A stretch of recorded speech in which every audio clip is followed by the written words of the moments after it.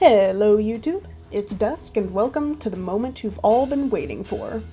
This is part 2 of the KERUKU army, and it's time to storm the oasis. So let's get right back into it and pick up where we left off.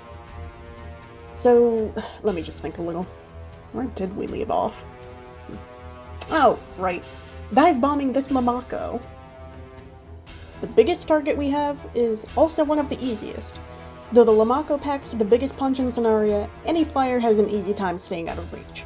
The KERUKU's lightning breath does a lot of damage to a tank like the Lamako when stacked. Unfortunately, this Lamako made a critical mistake in walking into the pool.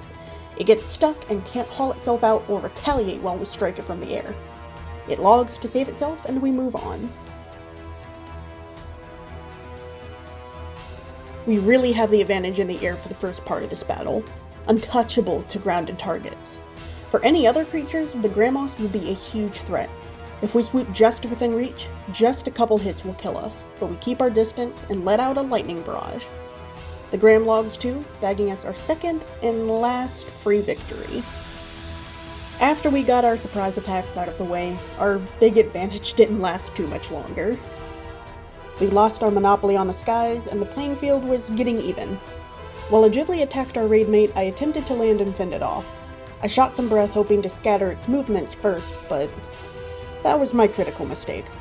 My breath button got stuck and sucked me down to a sliver of health in seconds, forcing a retreat. With so much damage, it took a long time to recover. Hidden away in a cave, I had no idea what was going on out on the field without me. I returned to find a Larachu attacking the ledge that some KERUKUs used to land. For a photovore, the Larachu hits incredibly hard.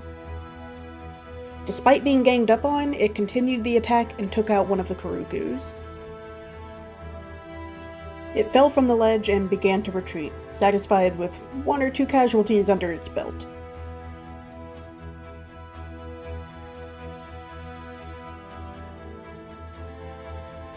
It made its getaway into the flower forest south of the oasis.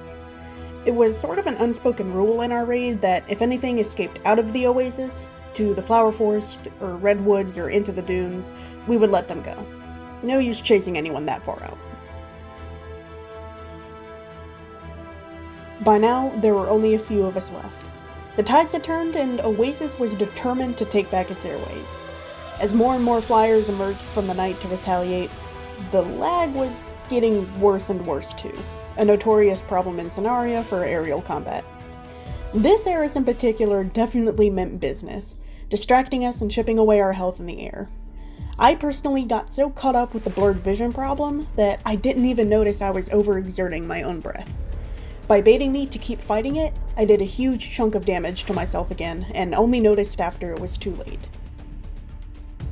I disengaged and threw it off my tail so that I could take some time to rest again.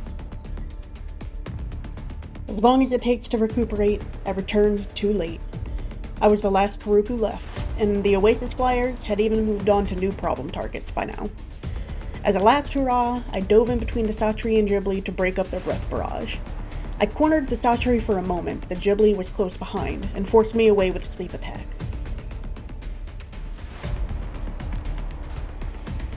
I knew this was it for me, so I sacrificed the last bits of my health to return fire in my slow and anguishing retreat.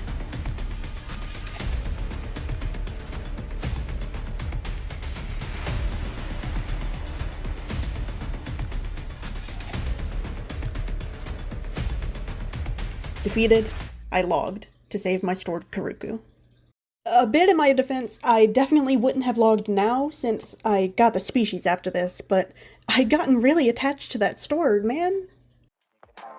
Either way, Oasis was victorious, and they'd fended off another one of the countless raids.